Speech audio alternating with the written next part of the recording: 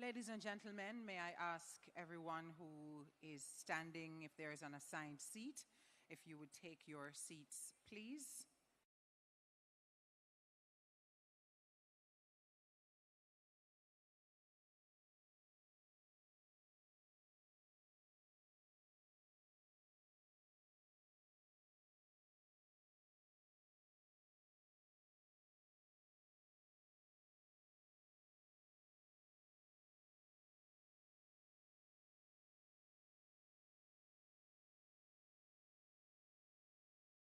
He arrives inside of the ceremonial area, then we will begin.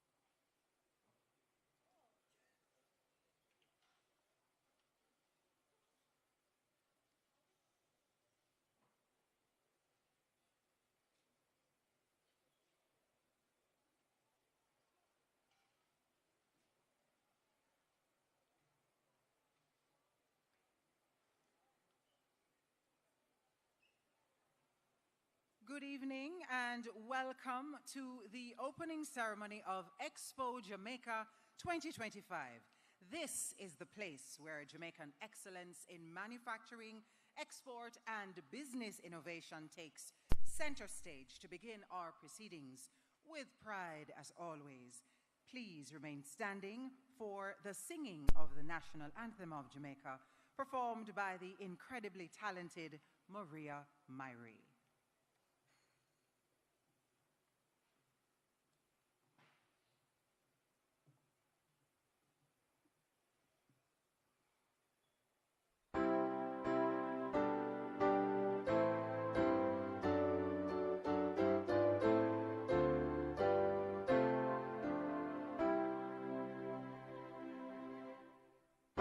Eternal Father, bless our land.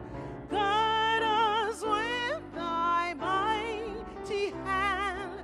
Keep us free from evil power. Be our light through countless hours. To our leaders, great defender, grant true wisdom from above. Justice, truth, be ours forever. Jamaica land we love. Jamaica, Jamaica, Jamaica land we love. Teach us true respect for all. Stir response to duty's call, and strengthen us the weak to cherish. Give us vision lest we perish. Knowledge send us, Heavenly Father, grant true wisdom from above. Justice, truth, be ours forever. Jamaica land we love. Jamaica, Jamaica, Jamaica land we love.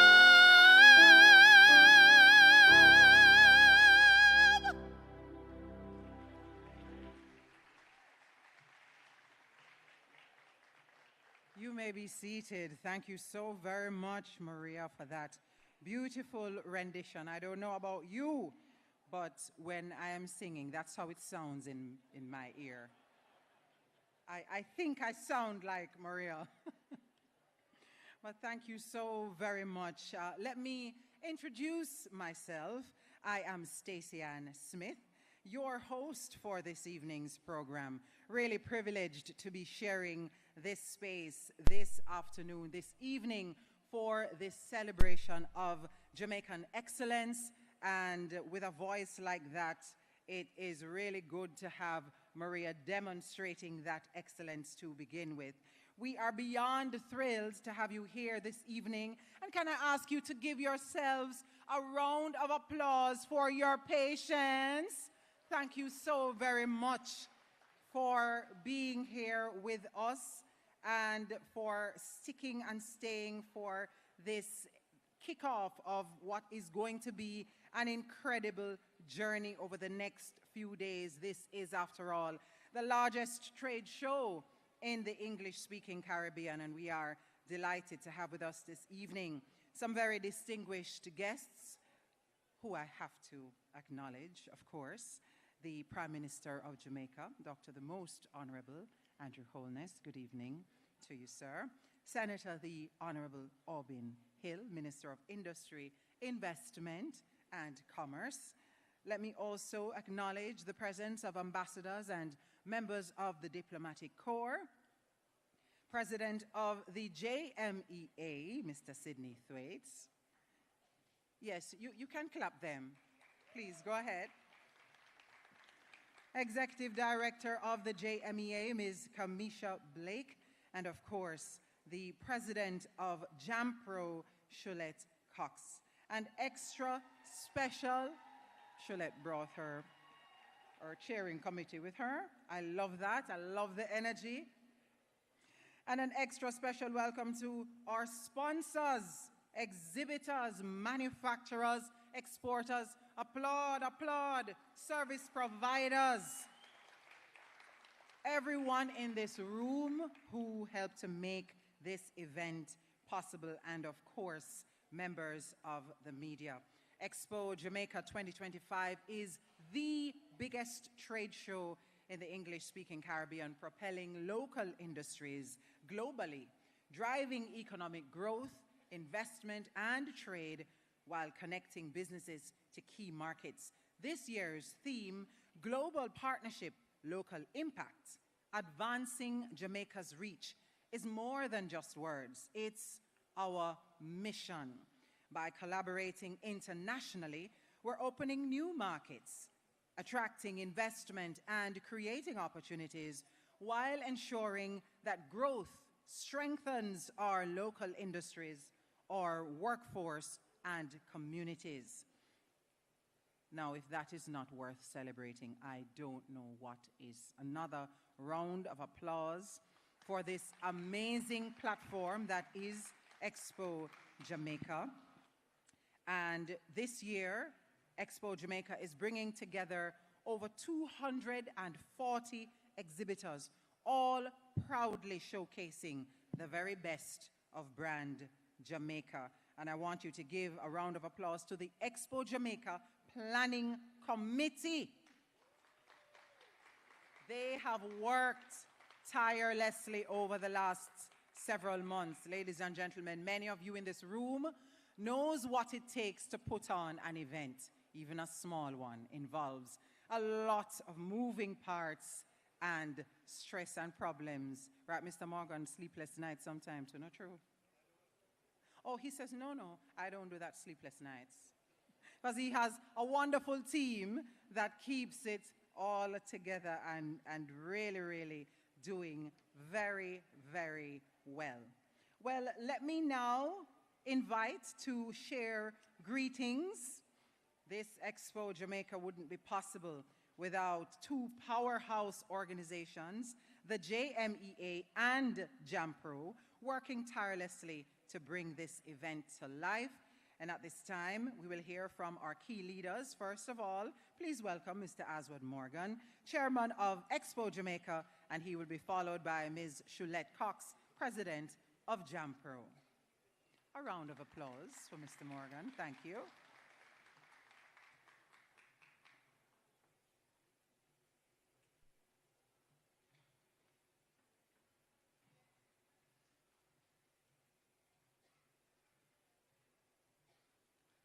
Good afternoon, ladies and gentlemen. So the MC trying to set me up about sleepless nights. I don't know if she knows what business I'm in. She won't get me to say yes. When I woke up this morning to the bright lights, I wasn't very happy. When I saw the lights come on this evening, it was a different story. Thank you, Madam MC. Good evening, ladies and gentlemen. I'm Aswad Morgan, Chairman of the Expo Jamaica 2025 Planning Committee. Honorable Prime Minister of Jamaica, Dr. Andrew Holness, welcome. Minister Aubin Hill, Minister of Industry, Investment and Commerce, all other protocols observed. It is my distinct pleasure to welcome you to the official opening ceremony of Expo Jamaica 2025, the largest and most dynamic trade show in the English-speaking Caribbean. Tonight, we gather at the threshold of a new era of growth and innovation, marking a significant milestone in our journey to elevate Jamaica's manufacturing and export sectors. Since our relaunch in 2004, Expo Jamaica has grown exponentially, reflecting the vision and resilience of our nation. Today, we stand proud with over 240 booth spaces, more than 800 buyers from all around the world registered for this show, and an expected attendance of over 20,000 people at this event this year. Thank you. This is not just a trade show. It's a testament to Jamaica's potential and a beacon for global partnerships.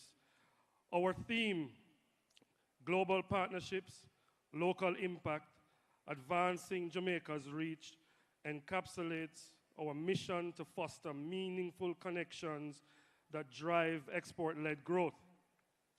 I extend my gratitude to JAMPRO for their tireless efforts in securing a record number of buyers, to the Board of Directors of the Jamaica Manufacturers and Exporters Association, and their very strong sense of responsibility and purpose, and to our esteemed sponsors for their continued support. As an extra special, if there's such a word, Jamaicanly Expo welcome to our many local and international buyers that are here visiting with us. Please give them a round of applause. They could be somewhere else today. We trust that you'll find our exhibits, our products on show, our service and hosting to be world-class. Our security team will not allow you to leave without proof that you've placed orders with us today. So you may have to remove those buyer's badges. You're always the first on our agenda in every meeting, every single solitary meeting, because you're that important to us. To our exhibitors, policymakers, and sponsors again, I invite you to join us in shaping this vision. Together, we can create a brighter future for Jamaica, one that is built on principles of resilience, innovation, and global connectivity. Special thanks to the hardest working team in show business, the Expo Jamaica Organizing Committee. You've done us proud again. Guys, the 13 or 14 months of planning we just did only started today. Sorry for you, we have 4 more days to go. Ladies and gentlemen, welcome once again to Expo Jamaica 2025. Thank you.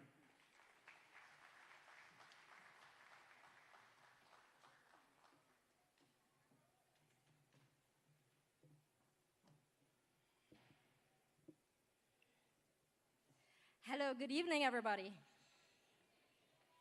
Good evening. Thank you, JAMPRO Squad. Let me recognize Dr. the Most Honorable Andrew Holness, Prime Minister of Jamaica, Senator the Honorable Aubin Hill, Minister of Industry, Investment and Commerce, ambassadors and members of the Diplomatic Corps, Mr. Delano Seavright, Minister of State in the Ministry of Tourism, Mr. Anthony Hilton, Opposition Spokesperson on Industry, Investment and Global Logistics, Sidney Thwaites, President of the JMEA, Kamisha Blake, Executive Director of the JMEA, and Aswad Morgan, Chair of Expo Jamaica Organizing Committee. Specially invited guests including heads of government agencies and private sector organizations and companies, members of the media, ladies and gentlemen. I also want a very special shout out and recognition to the hard-working teams of the JMEA and JAMPRO for day one of Expo Jamaica 2025. When it comes to Expo Jamaica, as the export promotion agency of this government, JAMPRO had one job: get buyers. In 2023, we set ourselves a target of 500, and we brought in 700 plus buyers. It's a mark of a truly remarkable organization when I didn't even have to tell my team that the target had now moved. And so for 2025, the team set a target for themselves of 700 buyers. I stand here proud today to say that as at 5 o'clock today, we have registered 884 buyers. Of that amount, we have 355 international buyers from 25 countries. And when I heard my team mention countries such as Oman, Macedonia, Peru, I know that we had gotten the job done. Importantly, we also, of that number, had 214 buyers that have never come to Expo Jamaica before. And 92 of that number are international. They took a plane, they fought to get rooms in Kingston, and they're here. And so, with all that said, to the exhibitors here, I will say that this showing presents a tremendous opportunity for you to create new relationships and cement or expand others.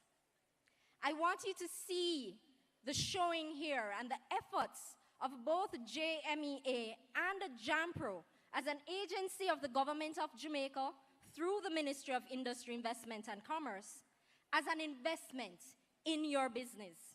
It's not an investment that looks like the one that DBJ can give you, but it is an investment nevertheless.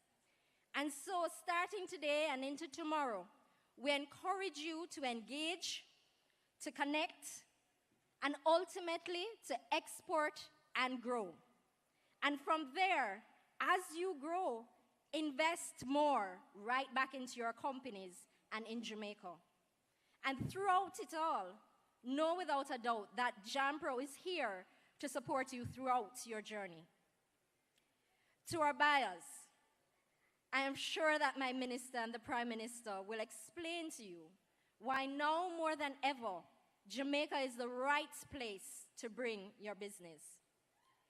Yesterday, we had a buyer's welcome reception, and we had a couple of takeaways that it's worth all the buyers hearing. I heard Coran Sylvester from the Shipping Association give a commitment that over the next 2 days, you make the order and the Shipping Association and its memberships will ensure that you get your goods into market. We heard our manufacturers talk about the fact that there is no challenge that they and their buyer, through deepened relationships, cannot overcome. And you saw the resilience of Jamaicans in our prime today. That was just an example, a little showing that we don't give up very easily. And finally, we spoke last night about the commitment of the government of Jamaica to making sure that exporters in Jamaica have the platforms, have the support systems to get their goods and the services into your hands wherever you are. And for me, that is a combination that is ripe for success, your success. And so, that said, I want to welcome you to this huge opportunity for both our exhibitors and our buyers. And I invite you to take advantage of that opportunity over the next few days. And ultimately, wherever you find a little time, make sure that you get to see a little bit of Jamaica while you're here. Thank you.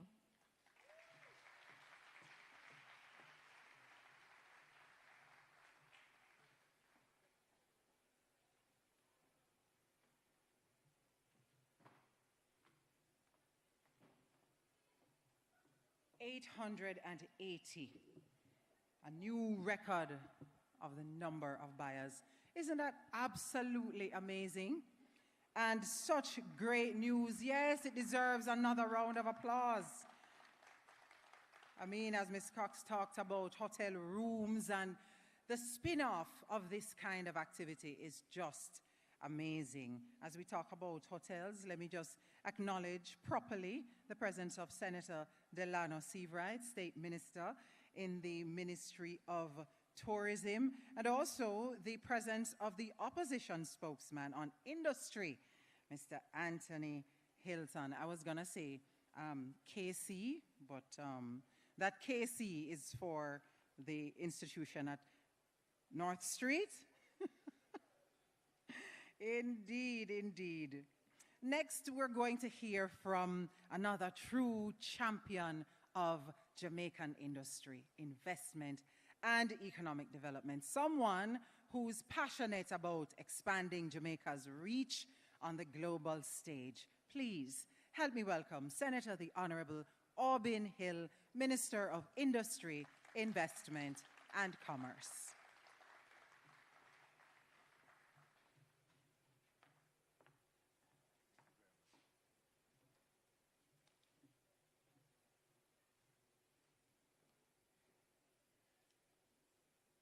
Dr. the Most Honorable Andrew Holness, Prime Minister of Jamaica, and the Prime Minister who leads arguably the best cabinet this country has ever had. Absolutely true. Absolutely true, and I think I can judge that. High Commissioners, Ambassadors, and members of the Diplomatic Corps, Mr. Anthony Hilton, Leader of the Opposition Business in the House of Parliament, and the Shadow Minister of Industry, Investment, and Global Logistics. Sometimes he comes out of the shadow and talks to me through the press when we talk back. Good to see you, Tony. His Worship the Mayor, Councillor Andrew Swaby, Chairman of the Kingston St. Andrew Municipal Council and Mayor of Kingston. Mr. Sidney Thwaites, who is the President of Jamaica Manufacturers and Exporters Association, should be very proud this evening of this wonderful expo that you and your team, all your Deputy President and Vice Presidents have done. Ms. Kamisha Blake, who I know haven't been sleeping now. Aswad didn't tell you why he can't admit that he has sleepless nights. He's the biggest, one of the biggest manufacturers of mattresses and beds in the country. He could never say, I don't sleep. So he couldn't admit it. But Kamisha can. Kamisha has had to admit that she has had sleepless nights in getting something of this size and magnitude done every 2 years to be at the quality and caliber that it is today. Give Aswad, the team, a round of applause.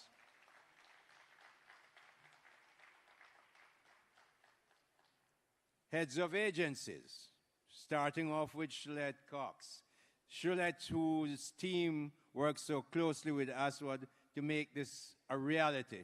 Shulette is one of 20, she heads one of 20 agencies in my ministry. Consumer Affairs, the Jamaica Intellectual Property Office, Companies Office of Jamaica, Trade Board, all of them. They're here to make sure business is done better and more easily in Jamaica. So to Shulette and to the JAMPRO team that have worked to put this together, and all my 20 agencies, a round of applause, please, for the Ministry of Industry, Investment and Commerce. This year, we didn't sponsor, but our agencies are in. When we came out of COVID in 2023, we stepped up.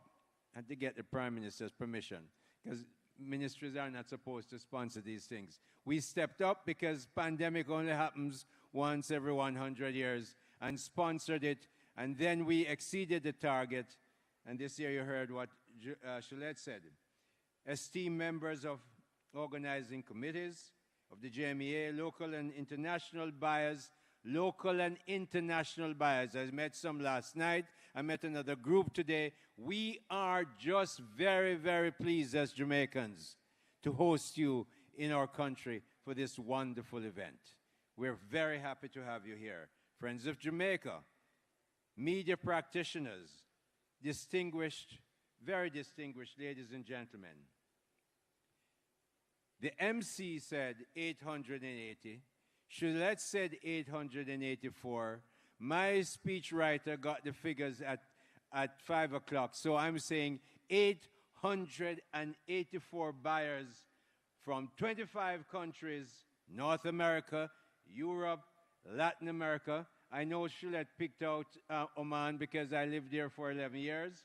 Asia and the Caribbean are here today at the JMEA Jamaica Expo 2025. Isn't that simply amazing? 884 buyers in Jamaica to buy Jamaican goods and services.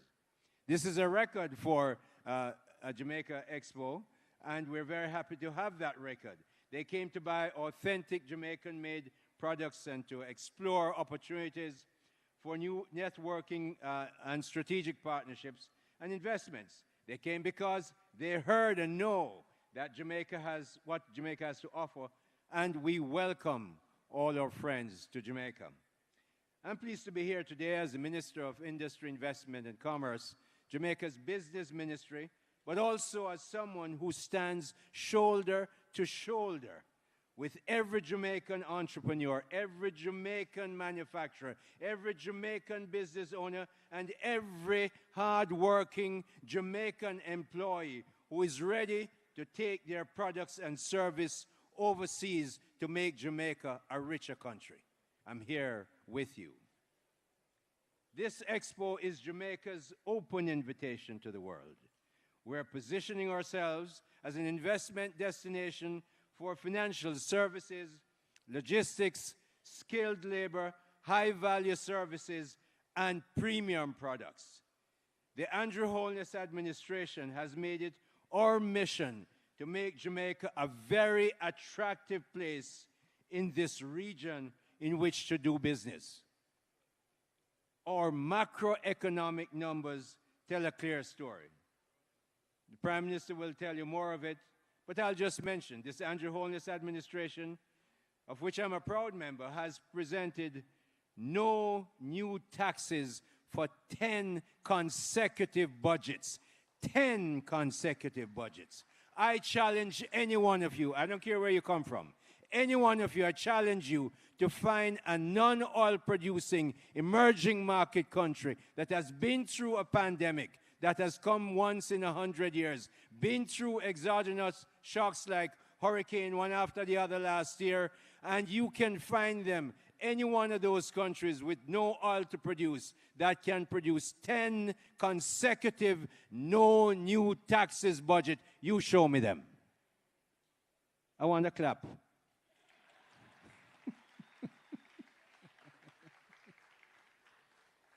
Not because I did it, but because we did it.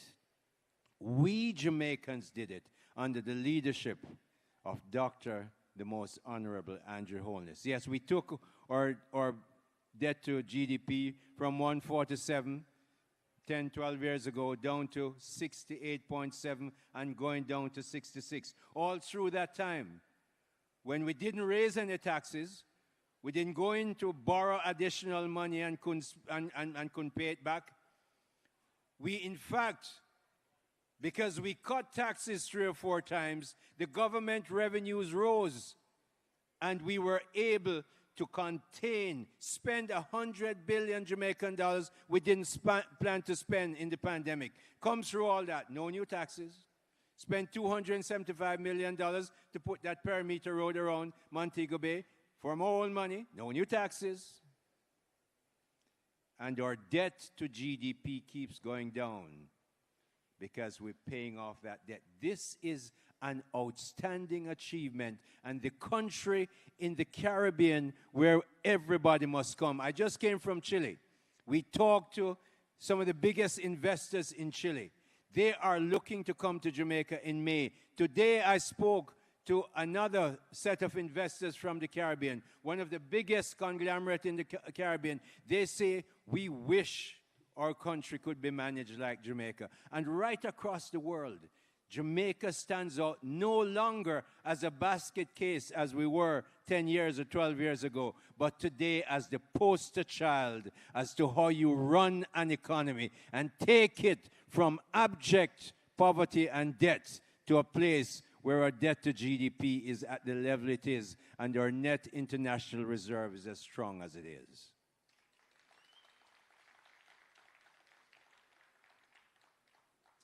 We believe that we have to make sure we find new markets. The world has changed. Even yesterday it changed some more. But you know, in the past 18 months or so, I've taken business people, Tony, my friend, business people to 10 different countries, 14 different cities. Only 3 were traditional, United States, Canada, and the UK. We took the last trip I made with business people, and they paid their fares. I took 73 to Guyana in one time, another 61 another time, and they paid their fares, only 5 or 6 government people. So when you got the numbers for the expenses, so how low it was, Tony, you couldn't even say anything, not true? So now that we're in a place where trading and tariffs are different, we have been preparing the road for our own people. Now our business people know where to go, and we're going to make sure they go to new markets because the world is changing and Jamaica is ready. We're very happy to see that this Andrew Holness administration is making and doing business in Jamaica easier and more efficient and more effective than ever before. Through Digital Jamaica, we're embedding technology into the DNA of our economy. Every single day the Prime Minister gets up and says, we have to digitize. We have to make sure we do that digital transformation. And now he's brought back our ambassador from Washington, that very good businesswoman who made a business and sold it for a big thing and go to Washington, did an outstanding job to represent Jamaica in the United States. Ambassador Audrey Marks is back to make sure she handles that digitization and fixing Jamaica's economy to be a lot more efficient than it has ever been. Your business success will drive Jamaica's success. We believe in that, and that's why we work so hard with you. The buyers are here. The demand is real. They, like the business people I take with me overseas, they pay their own tickets and hotel fares. They're here. We Jamaicans must rise to the occasion. Don't worry, ever take them for granted, just like we don't take our tourists for granted.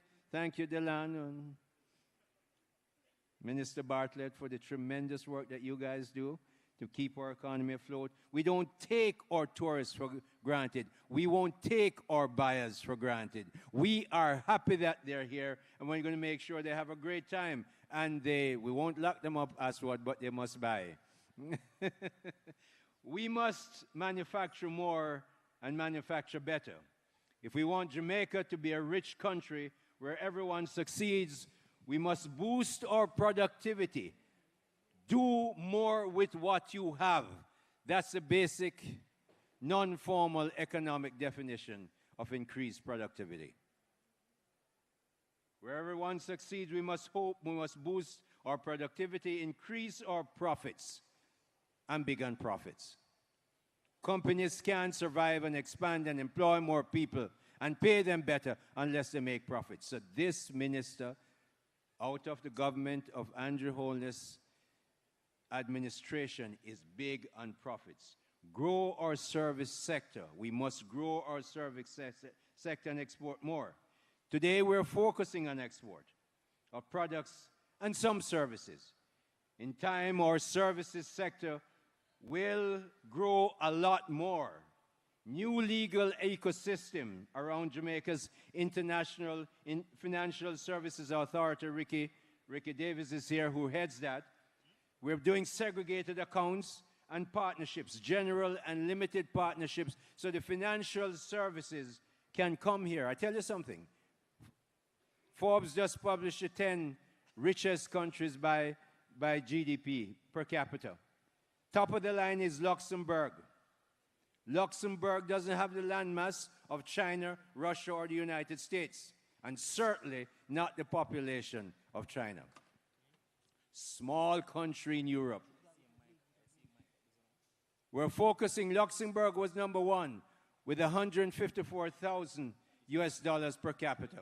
That means everybody in Luxembourg is worth $154,000. Number two was Singapore. Number three, if it was an independent country, would be Bermuda. They are 125,000 US dollars per capita GDP.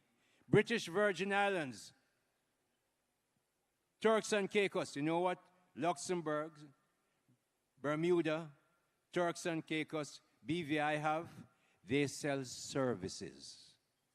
Expensive financial services, which is why, working with the Cabinet and the Prime Minister and Parliament, we have moved the Jamaica International Financial Services Authority, get them the legal ecosystem. We have one piece of legislation left, Ricky, we're almost there, to make sure it is where all those people, most of those people who work in Bermuda and Turks and Caicos and BVI, many of them are Jamaicans, we want them back home. Build our service sector, expensive service sector, so that Bruce Boyne, who is now Jamaican-Canadian, there's the other way around, Canadian-Jamaican, yes, Canadian first, is now, can see and tell his friends in Canada, come to Jamaica and do your financial services here. That's where we're looking to grow.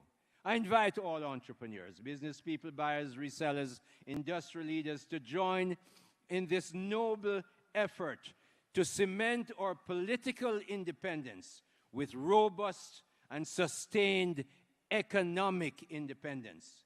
Our friends from overseas have and will continue to help us. But it is we Jamaicans who must secure our own economic independence. That is my idea of sustained development. Distinguished ladies and gentlemen, welcome to Expo Jamaica 2025 in Jamaica. And we're happy to have you help us build that robust economic independence that will cement our political independence. And thank you.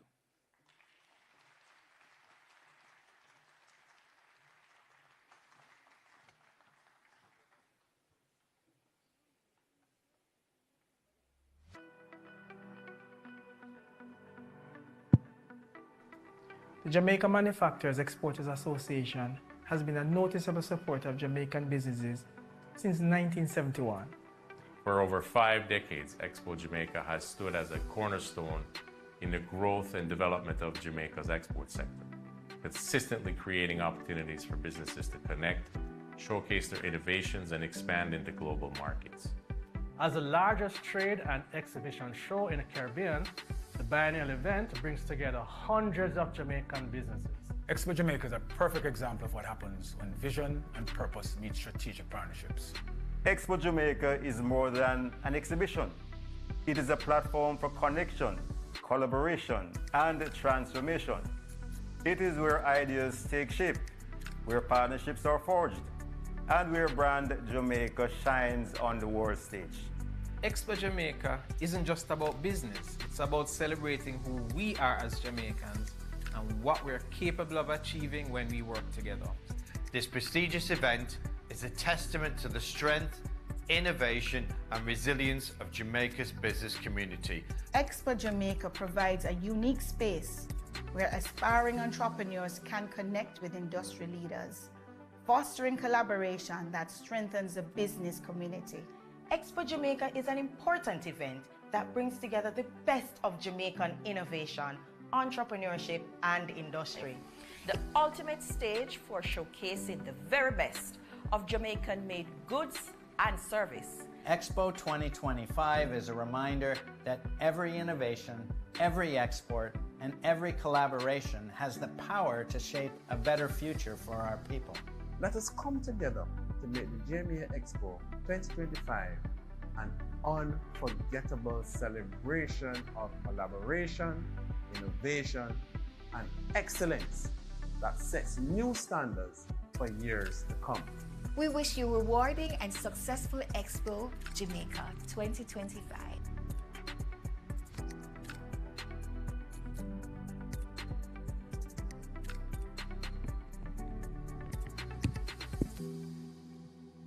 A round of applause for our amazing sponsors. We also want to recognize some other sponsors who also greatly helped to make Expo Jamaica 2025 a reality. Jamaica Customs Agency, Mayberry, Hart NSTA Trust, that's right, the Best Dressed Chicken, the Tourism Enhancement Fund, Fosrich, Total Tools Rental and Electrical Supplies Limited, Rainforest, the Trade Board Limited, JP Logistics Services, Jamaica Special Economic Zone Authority, Visa, Crescent Digital, National Baking Company, Mothers Enterprises, J. Ray and Nephew, Red Stripe, Knutsford Express, and Hieroglyphics. Ladies and gentlemen, a round of applause for all our sponsors. It is the time of evening when we invite Dr. the Most Honorable Andrew Holness, Prime Minister of Jamaica, to come forward as our keynote speaker. Under his leadership, Jamaica has made remarkable strides in economic resilience, investment, and global trade expansion. Ladies and gentlemen, Dr. the Most Honorable Andrew Holness, ONPC MP, Prime Minister of Jamaica.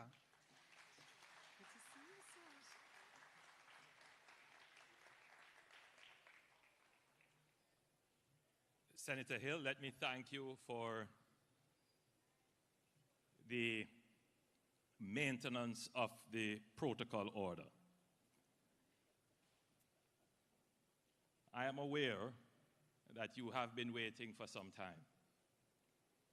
And therefore, distinguished guests, members of the diplomatic corps, industry leaders, honored exhibitors and buyers, ladies and gentlemen, good evening.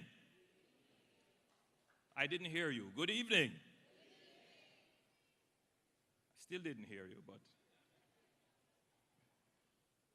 it gives me great pleasure and pride to open Expo 2025.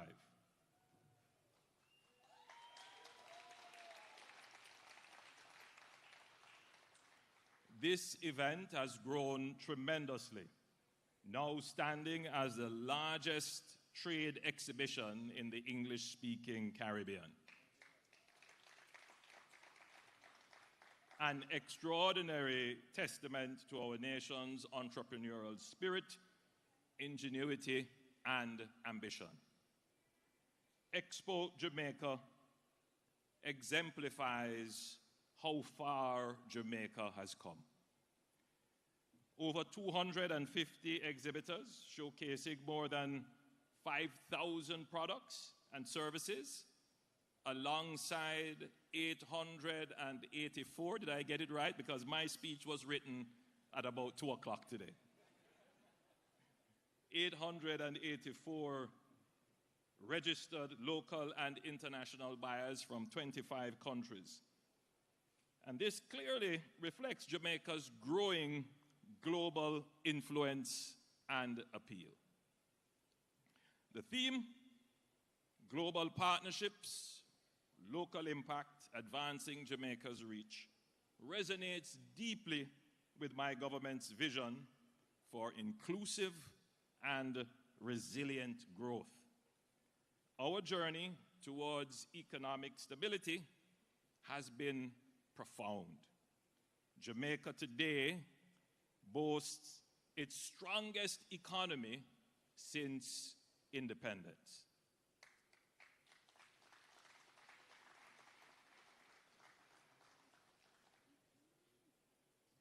Today I had a courtesy call from a group, a church group. The demographics was representative of Jamaica. And we had a general discussion about how the Jamaican economy has progressed through the 60s, 70s, 80s, 90s. And someone, a 46-year-old gentleman, pointed out to me, he said, Prime Minister, you know, I did not know the economic history of Jamaica. And therefore, it is very difficult for me to compare how well the economy is doing relative to its past. For me, I expect this. That was essentially his perspective. But to his literal elder in the church, he could point out and agree without hesitating, applause, or fear of any contradiction that this is the best economy Jamaica has had since its independence.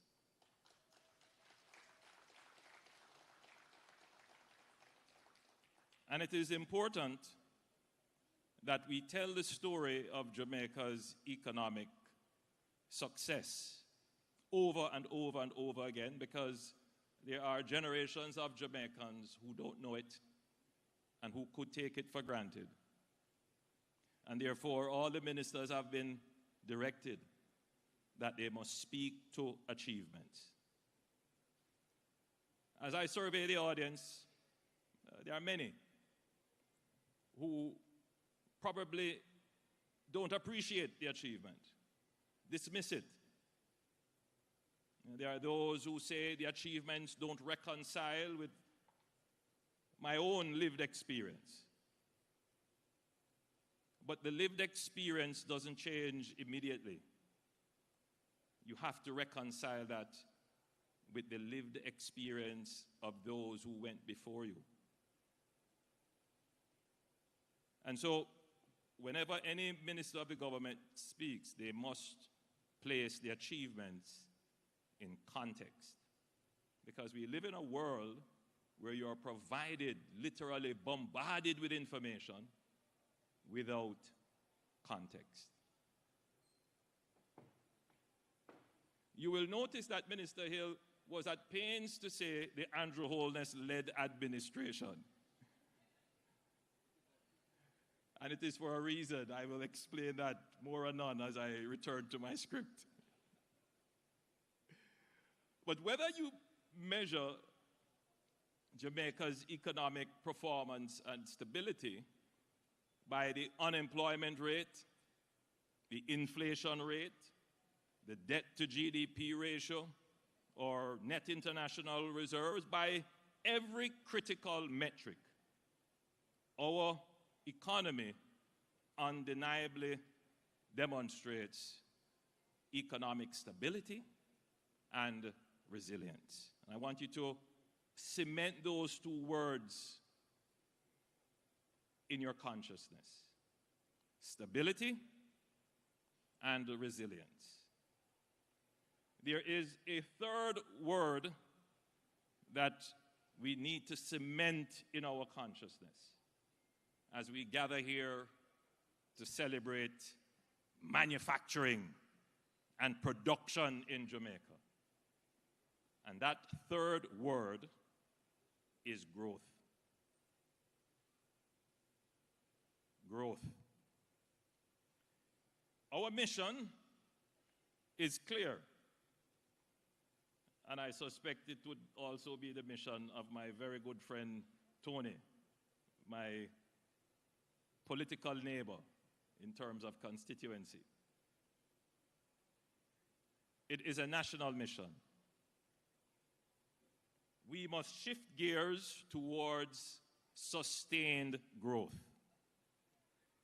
For Jamaica to realize its fullest potential, our growth rate must accelerate from 1 to 2% towards a more ambitious target of 4 to 5%. Central to achieving this are initiatives which this government has launched, and we call them Aspire. That is our comprehensive growth strategy. Access and inclusivity form the bedrock of Aspire. Economic growth, for it to be meaningful, must include every Jamaican. So I want to assure those who are in the audience and those who may be listening that whatever this government does as it relates to achieving growth, it will not be growth for some or a trickle down of the benefits of growth. This government will be instrumental, deliberate, ensuring that the economy grows, that sectors and industries grow, but more importantly, that your household, of which you are the finance minister, the education minister, the transportation minister, your household, that your household also grows.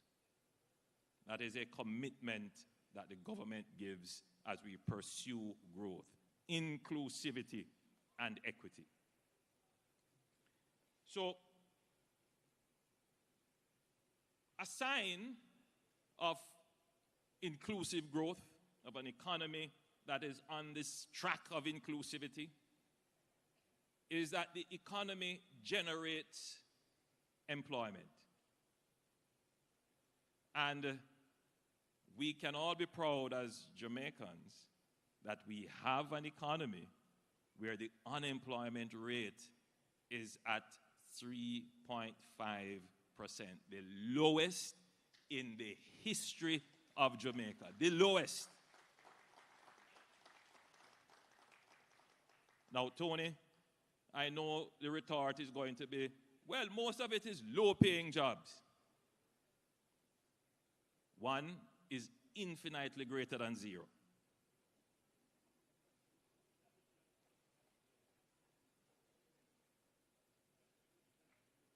And before you get to the top, you must put your foot on the first rung.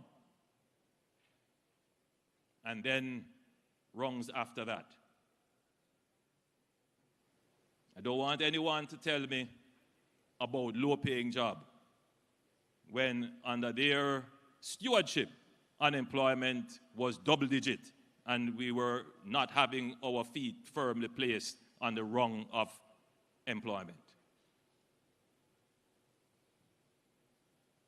Yes, we acknowledge the pay is not what we would want, but you're not going to wish high-paying jobs. Don't materialize by a wish. It comes by efforts like these. And the conversation that I have to keep having with the Jamaican people is that we have to be practical about our development.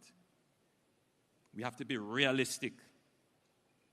And the old notions, many of which are false and proven to be so, cannot help us.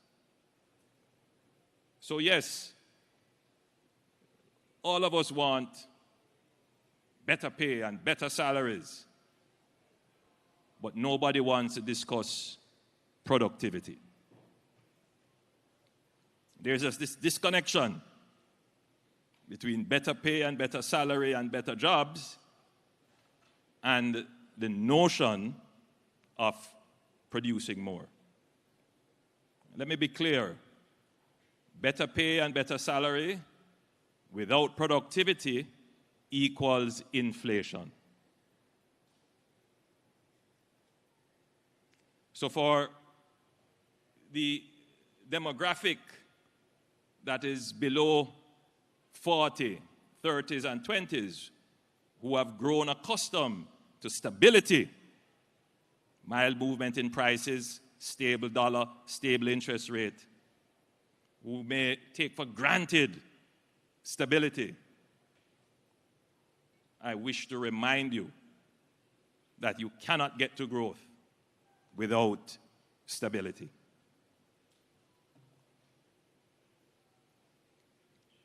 Now, a robust economy requires safety and security. Indeed, you can't grow your economy if there is insecurity. And that has been a challenge for Jamaica for the last 4 decades, if not more. But certainly within the last 3 decades, crime and violence, insecurity has been a challenge to our economy.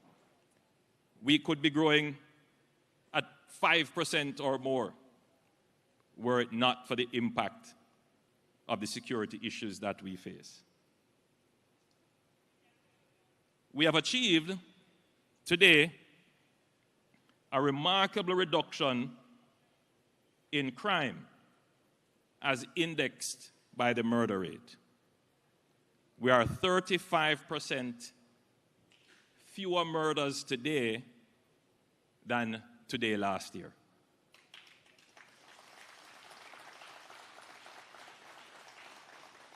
And there are those who will say, I still don't feel safe.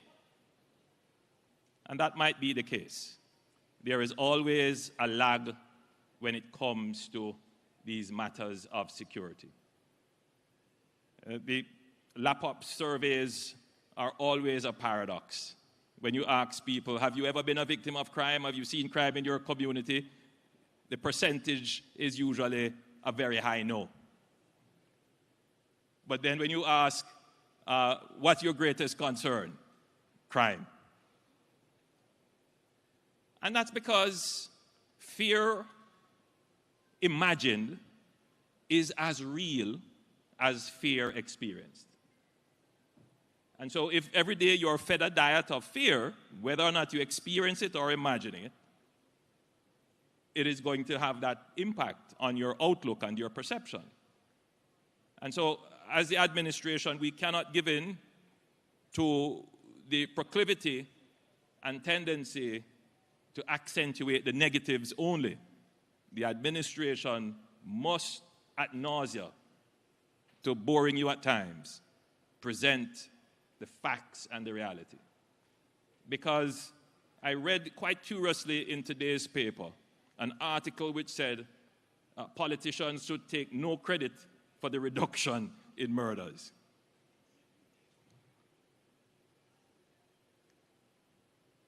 Yet, the Andrew Holness-led administration was unmercifully battered the poor Minister of National Security when the numbers were going in the wrong direction. We must be careful of this urge that we have inside us to make government look ineffectual. It is of no benefit to anyone to have ineffective government. It is a government that you elect, that has administered your affairs, so that we can have revenues to make the largest allocations in the national security budget, develop the policies, select the leaders, and give guidance to the police and the military to have the impact that we are having now.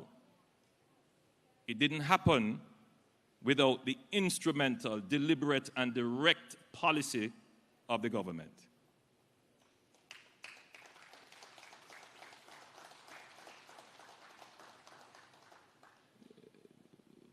I know I'm saying things that are jarring, even confronting, but I must,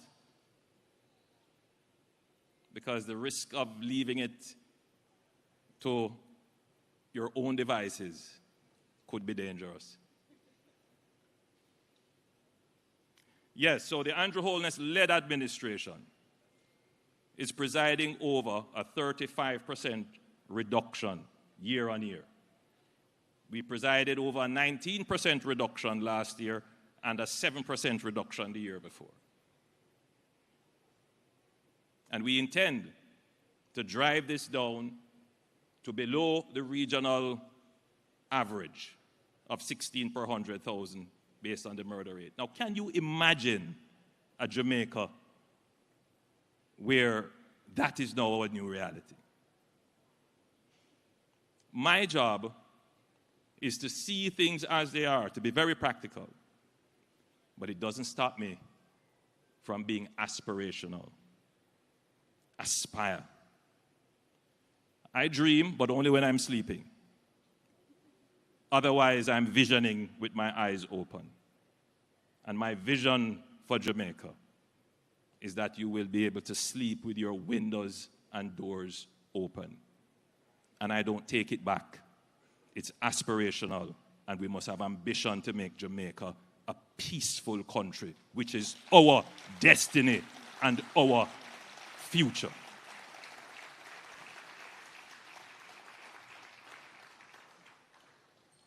We are significantly strengthening our infrastructure. Historic investments in roads, highways, water systems, wastewater management, all of these are already having an impact on productivity. Minister Hill may have mentioned a few. There are some that you may not know of. Listen to this one. In the year I was born,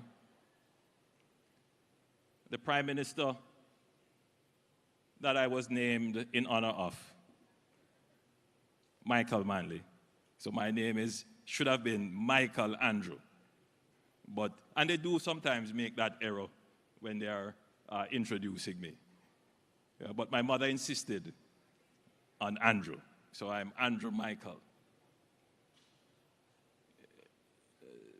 Then Prime Minister Michael Manley recognized the importance of the Pedro Plains in St. Elizabeth, an important farming area, but one that lacks sustainable, accessible, and reliable irrigation. So almost 50 years ago, a commitment was made to irrigate the Pedro Plains.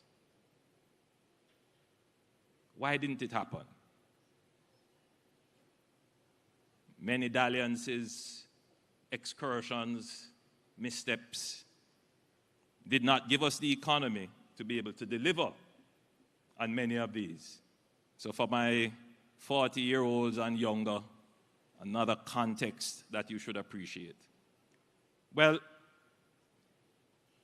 our ambitious $30 billion Pedro Plains irrigation scheme is underway and will provide critical water resources for over 5,000 farmers, ensuring agricultural stability and food security, reducing price volatility and oversupply cycles caused by drought and storm recovery patterns.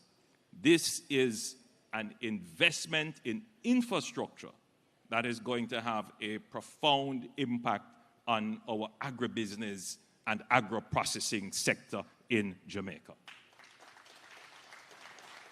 That's how we get to growth. But between now and the 3 or 4 years that it will take to actually dig the wells, make the pipe connections, survey lands, and all the other things that go into it, there is a gap. But I want you to know that the investment has begun. The fulfillment of a promise that could not have been fulfilled, a mere wish 50 years ago, we are now able to bring it to fruition. Do not take for granted economic stability and good economic management.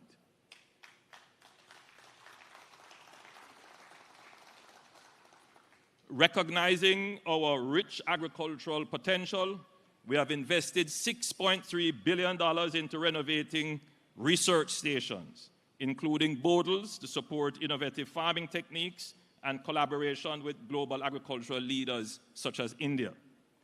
Further initiatives like the Essex Valley Agricultural Development Project, which is already underway, and the Southern Plains Agricultural Development Project, already underway, have already benefited thousands of farmers, significantly boosting our agricultural productivity. To further unlock productivity, our government recognizes that reducing bureaucracy is no longer optional, it is imperative. And everyone in here, I'm certain, my under 40s and my over 40s, will agree that Jamaica is moving from a democracy to a bureaucracy.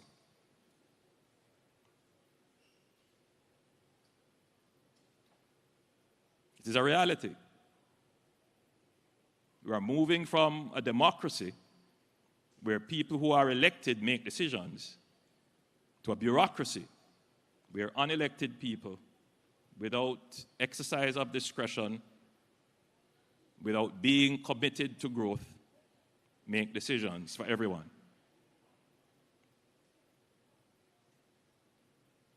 Jamaica is not the only country that is grappling with that. Other countries are. So, not to be confused with Doge. That is why we have launched the streamlining process for efficiency and economic development, SPEED. And this initiative will be led by Senator Marks. Through SPEED, we are systematically eliminating unnecessary regulations, reducing administrative delays, and simplifying processes across government services, from motor vehicle registration to business licensing to development approvals. We will look at every single business process in government and determine whether or not it makes sense and remove it.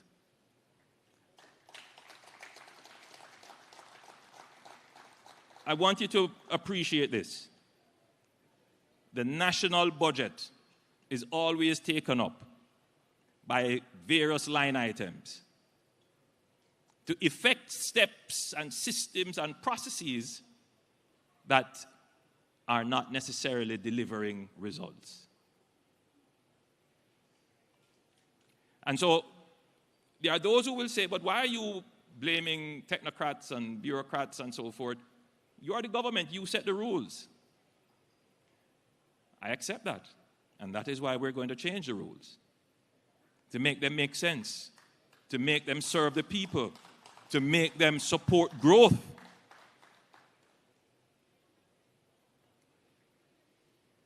So, a part of the SPEED initiative is the integration of technology. We must not fear technology. We must embrace technology. The technological revolutions that have happened in the past 200 years would have left Jamaica behind. We must not be left behind in the current technological revolution. I say to my manufacturers and all the people involved in production, embrace artificial intelligence. It is the greatest multiplier of productivity that we are going to see in this century. Make sure that you are on the cutting edge of embracing artificial intelligence. So we are accelerating the digitalization and transformation of Jamaica through our national broadband network. We have already started by connecting several schools and courthouses and local authorities, and that continues. Now, for those of you who are in business and about to make investments in new plants and construction, we have, under the Accelerated Capital Allowance Initiative, don't know if you've been paying attention, if you heard my presentation. Businesses investing in productive assets between now and December 2026 will benefit from unprecedented tax advantages, significantly reducing costs and stimulating investments in buildings, plant, machinery, and technology. I urge you, if you are thinking about doing your investment in 5 years' time, bring it forward and take advantage of the incentives that we have given.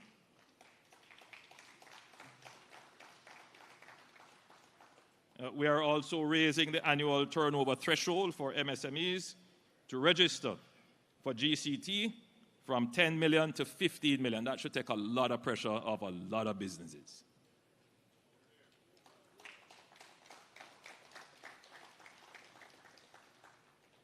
On Tuesday, the Minister of Finance announced the extension of the tax amnesty.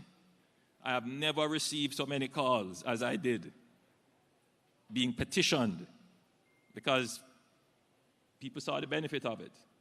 It helps. And so today, I'm announcing the extension of the NHT Employer Arrears Amnesty Program from April 1 to May 31st, 2025. This extension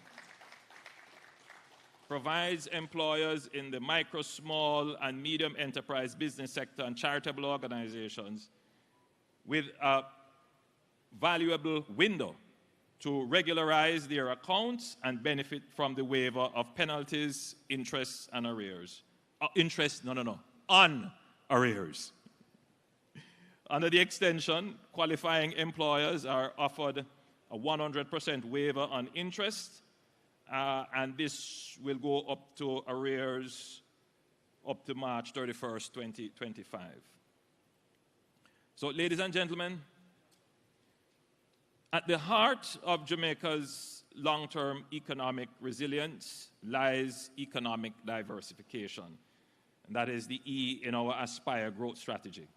By broadening our economic base, we enhance resilience against global shocks and create new, sustainable opportunities for employment and wealth creation.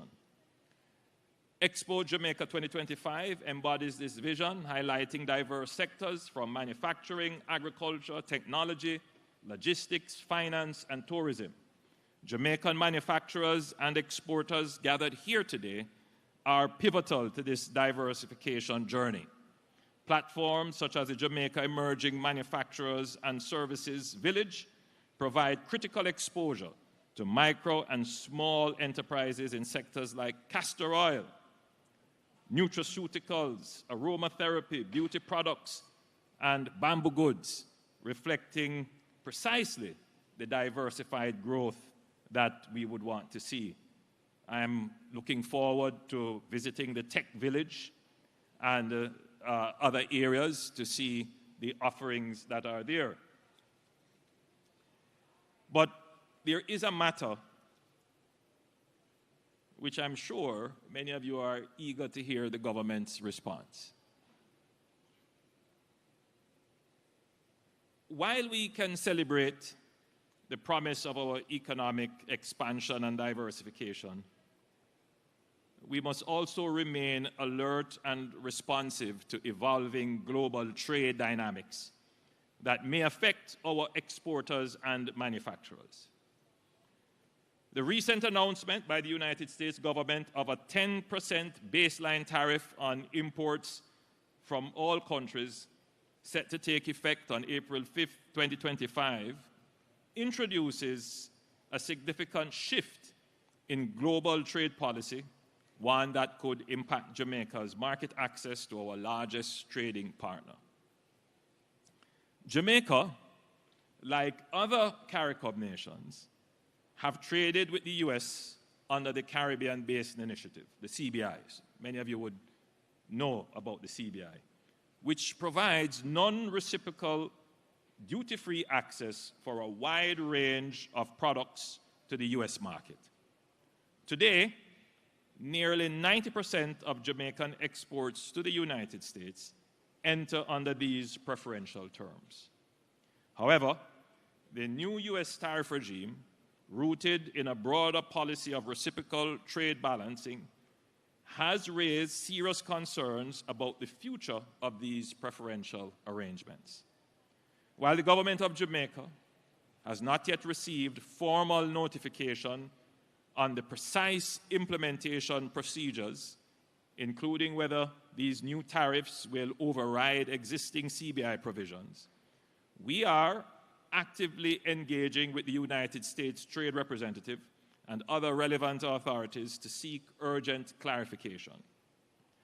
We are also conducting a detailed technical assessment in collaboration with relevant ministries and agencies to fully understand the scope of these tariffs and their implications for Jamaica's trade and industrial policy.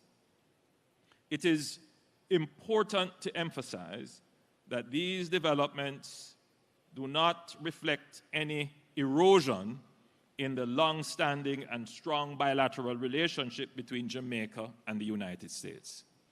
Rather, it reflects a broader recalibration of U.S. trade policy that is global in scope. Still, we will use every available diplomatic channel, including working with our CARICOM brothers and sisters and utilizing the Office of Trade Negotiations to seek to preserve the positions our exporters have secured over decades of deepening trade ties with the United States.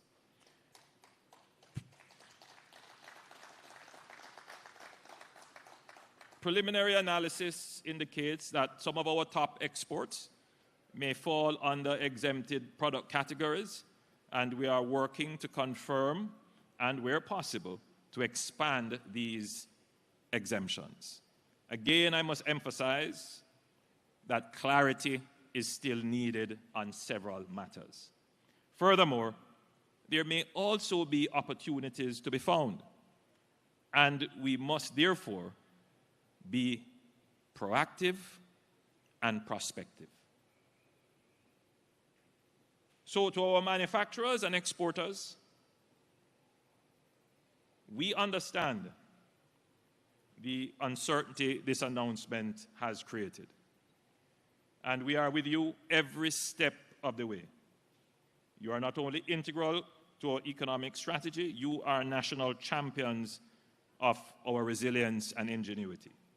The government will continue to advocate on your behalf and ensure that your interests are protected in any new global trade architecture. I will wrap those statements in my own comments.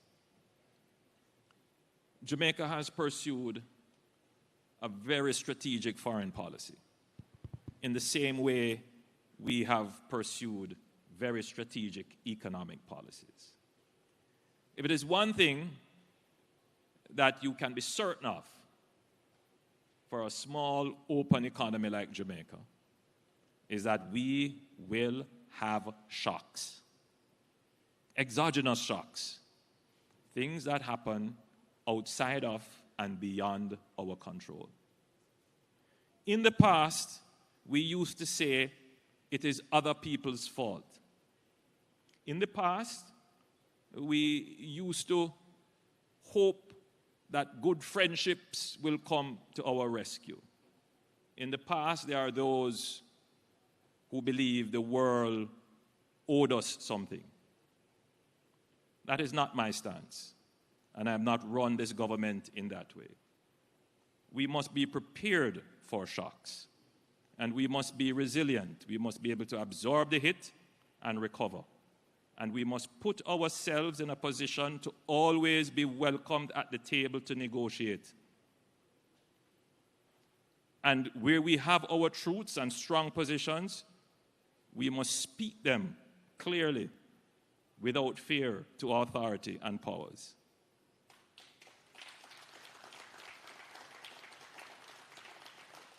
And we do it without bombast, hysterics, and hyperbole. And we get the job done. As we have for the last 9 years at the helm of this country. Carrying Jamaica through the worst pandemic, the worst global shocks as a result of the pandemic, through a hurricane followed by a tropical storm, all kinds of shocks. And what used to take us 30 years and 17 years to recover, we recover momentarily. So for those who take this for granted and would wish to diminish it and believe that there is something else, let me urge you to think carefully. This is a new world, an uncertain world, but Jamaica stands on its 2 feet, erect and proud. we will secure our economic independence.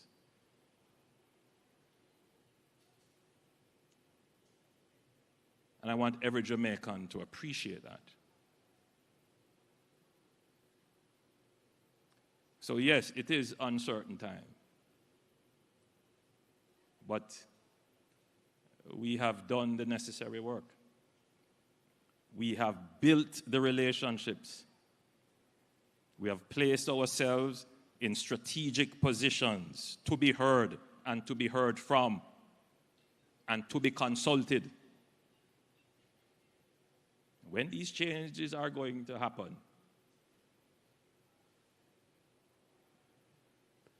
we know that they could have long-term impact. We started planning long ago. So when you don't hear me say and run out and make statement, because you have a government that is thinking very carefully, very strategically. I play chess, not draft.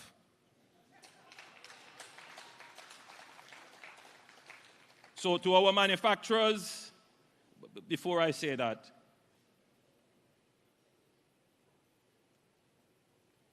maybe a decade ago, the word disruptive would have been an inherently bad thing.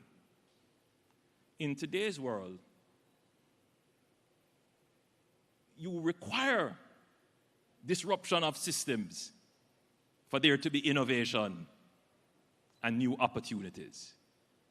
So whilst we see the downside of the disruptive global order that we have now, we are not going to sit by and wait. There are opportunities that must be had. There are prospects to be uncovered. And so I urge my manufacturers, my business people, before you start to look at the negative, also look for the opportunities. Don't just sit down and say, complain about all the things that's going on and all the things that's going bad, expecting that government is going to solve all the problems for you. Be the entrepreneur. Be the one who is the risk taker. Be the one who is looking for the opportunity.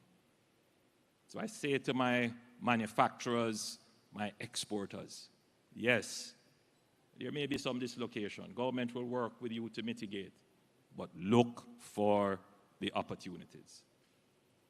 So to our manufacturers and exporters gathered here tonight, your effort represents the heart of our economic progress. Your resilience, innovation, and entrepreneurial courage have carried brand Jamaica to every corner of the globe. As Prime Minister, I commit to ensuring our policies and initiatives remain aligned with your ambitions, creating an enabling environment that fosters investment, innovation, and global competitiveness. Together, we will strengthen our local economy and solidify Jamaica's position on the international stage. Expo Jamaica is a vivid showcase of Jamaica's boundless potential. So as we advance global partnerships and create impactful local results, let us reaffirm our collective determination to build a prosperous, productive Jamaica that leaves no one behind. Congratulations to everyone involved in this extraordinary event.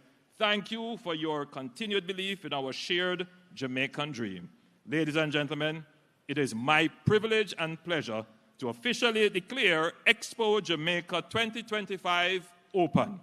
Thank you.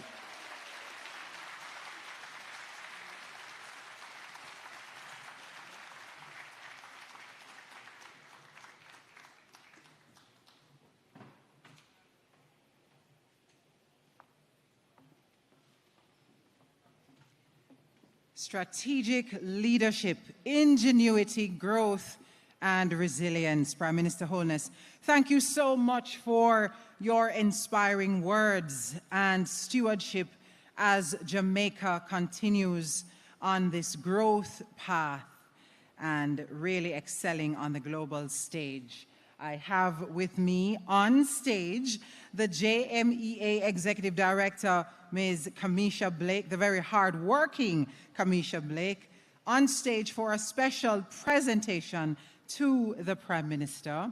And I'll invite him to come back and accept.